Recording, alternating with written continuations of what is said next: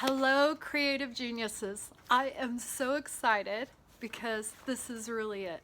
This is the first day of the 33-day genius journey, and I don't know about you, but I have been looking forward to this for a long time.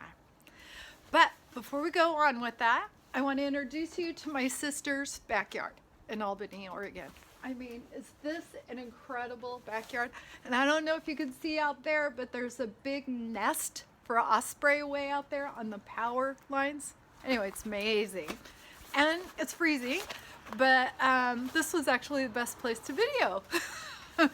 And so, welcome to the Creative Genius Journey.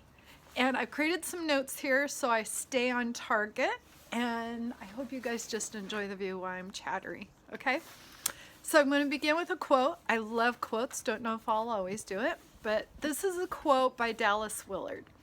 And he said, "Your primary contact with God is through your mind. And what you do with your mind is the most important choice you will make every day." Now, Dallas Willard is an amazing theologist. Is that what you would call him? Anyway, creative genius is all about the mind and what we do with it. So I think we're on excellent ground here. So we are going to start this 33-day genius journey gently. It's a workshop, but it's also a play shop. So if it's not fun and weird and feels somewhat awkward, but also disciplined and work, paradoxically, all of the above, then you are not on the right journey. So it's going to be both fun and discipline, but discipline is one of the hardest things. So we're going to talk about that briefly today and how we're going to make that part fun. And it's cold out here. So I hope you have all went and got that commitment page I had you make that was up for a PDF even before I left for South Africa. I hope that you've all printed it, read it, signed it, and dated it, and put it in your journal. If you have, kudos, and please read that again today as part of your work today, because I think it's really important to read that. And if you haven't, please do so as soon as possible when this video is over, okay? Now here's the reason for this commitment. I actually have reason for everything I do except for fun. And that is that scientists and psychologists all concur that we have very little willpower to change ourselves. We have the tiniest bit of willpower, and we usually use it up in the mornings. So willpower is what we think we need to make changes in our lives and to create transformations and new belief systems, but willpower is incredibly hard and heavy to do. So what are we going to do? We are going to take the gentle steps of creating rituals, because a ritual has great power in it. Because our minds are actually made for pattern and familiarity. Our minds feel pleasure with pattern and familiarity. So by creating a ritual, we are creating a pattern and a familiarity that then we can put habit on top of. So we go from ritual into creating a habit. From the habit is when we create these incredible possibilities for transformation and therefore genius. Whoo, it's cold out here. And I just lost my train of thought. Anyway, so one of the easiest ways we have to create change is by creating habits, and the easiest way to create habits is creating ritual because of pattern and familiarity. So our work today is going to be to create your first ritual. That's all we're going to do today, besides the video. And I want you to imagine that, okay, so you know the caterpillar, and he crawls into a cocoon and he becomes a butterfly, major transformation. And he does this through a ritual. And the ritual, his first ritual, is he eats every day. That's all he does is eat, eat, eat, eat. The next ritual that we know about is he creates a cocoon. He creates a safe place, which is what we're going to do, in which to allow transformation and access to genius happen. So that's what we're going to do. And it's going to become the birthplace of rest and restoration for you. It's going to become the birthplace of a fresh new creativity. It's going to become the birthplace of intimacy with God. It's going to become your birthplace of passion and energy, and hopefully even self-compassion and self-nurture, and the birthplace finally of genius. So that's our goal in creating this first ritual. So we have a tendency as humans to run toward pleasure and run from pain. So in creating a ritual, we want to make it pleasurable. And you want to use your 6 senses. 6? Yeah, 6. But 5 senses for sure to create this ritual. So the first thing you're going to need to have in place is, in creating a ritual, is you're going to have to choose a time. What time are you going to commit to 20 to 30 minutes a day? So hopefully I'm going to do 10 to 15 minute video, and then you're going to have 10 to 15 minutes to do whatever activity or experience that I'm going to suggest you do. And if you do nothing else, try to make your ritual at least watching the video, okay? But choose your time that you're going to do it. Next, choose your place. I prefer to be outdoors when I do mine, and if it's somewhere cold, indoors in front of a big window would be my choice.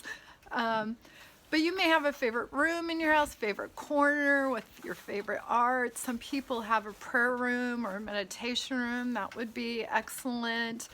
But create an atmosphere. So you're going to want to do a little prep work for this ritual, like the sense of smell. Maybe you'll have a scented candle, or you will use an essential oil diffuser. And then what about taste? Maybe part of your rituals, you're always going to have a cup of yummy coffee or a cup of yummy tea or a bit of scone. You know what you need to create and address all your senses. Sound too, like right now, I don't know if you guys can hear them, but I can hear a bunch of birds here. So it might be just nature sounds for you. It might be quiet, might be instrumental music. One of my personal favorites is I love nature sounds, so if I can't hear it, I'll play it on YouTube. So that is going to be your goal today. Is you are going to, your first creative act is you're going to create a ritual in which to do creative genius. And I know a lot of people think, well, I don't have a lot of time for this, but I assure you, and we're going to talk about this down the road, that this time is not going to take time. It's actually going to end up giving you time. And I know that sounds non-rational, but trust me, it's going to happen. And it's so cool. So, couple more things I want to cover before we finish today. One is, if you recall the gardening path, the success path I've given you. So the quick overview, and that's all we're going to do now, is what our next 33 days are going to look like. And if you notice in the gardening path, in fact, I have a favorite quote regarding maps. This is your map to genius. And it says, this guy named Reef Larson, who I can't remember who he is at the moment, but he said, a map does not chart, it unlocks. I love that, because our goal is to unlock your genius. And actually, the quote's longer than that, and I just can't remember it. So I'll tell it to you again later when I can read the whole thing. So This chart or map we've created is a gardening because it's very organic, and you're going to learn why I've made it a gardening map later this week, because our first week is about laying a foundation. Okay, if you do not have a solid foundation of whether you're building a house or creating a garden, you're not going to be very successful. So this first week is we are going to use metaphors a lot, because second to visual images, metaphors is a powerful way to address your subconscious mind. So I am going to be using metaphors all this first week to lay a foundation. Second week is when we begin the 3 R's, okay? The new emerging 3 R's of creative literacy and genius. And the first R, as all of you know, is art. And remember, in case some of you don't remember, people go, well, that doesn't start with an R. And I go, well, how many of reading, writing, and arithmetic of academic literacy starts with an R? So if those rational people can use those as R's, then I think art will work. Okay, enough about that. So the second week, we're going to talk about the first R of art. And remember, it's only a week. So, man, it's going to come and go fast. And I hope you guys realize that we will only barely begin to touch on it, but we definitely will. This third week is going to be the second R, where we're going to go into the relational gardener. And that's because the second R is about relationship. The third R is the receptive gardener, third week. Third R, receptivity. And those 4 weeks are going to cover our first 28 days. And then we're going to have 5 more days to make it a 33-day journey. And that will be a surprise when it happens. So let me see if I've covered everything here. I was going to ask you to visualize in your mind, and maybe I'll get up a PDF written up. But I want you to visualize 3 interlocking circles where there's one here, and one here, and they all have, I'm going to do a PDF. But I want you to visualize art, relationship, and receptivity in those 3 R's.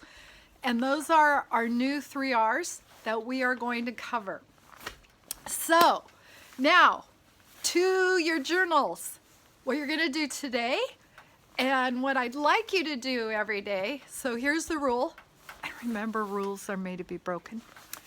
The rule is, at the beginning of every day, remember when I talked about if you can do nothing else is 1 paint stroke a day. That's all. Just commit to 1 paint stroke a day. So here's your 1 paint stroke a day.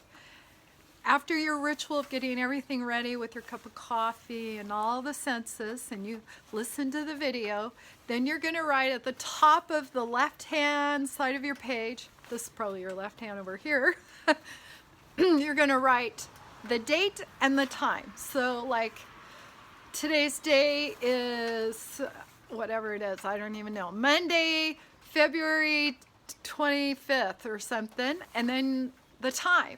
And let's say your set time is you're going to do it at 6 every morning or 7 every morning, or maybe you're doing it at 1 a.m. I don't know. But put the time on the upper left side, and then on the upper right, put where you are.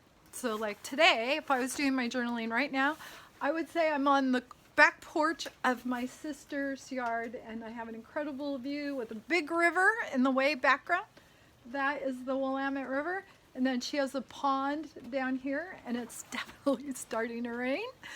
And so thank you guys for joining me on the first day of our genius journey. Gosh, I really am super excited to see where we go. I love you guys.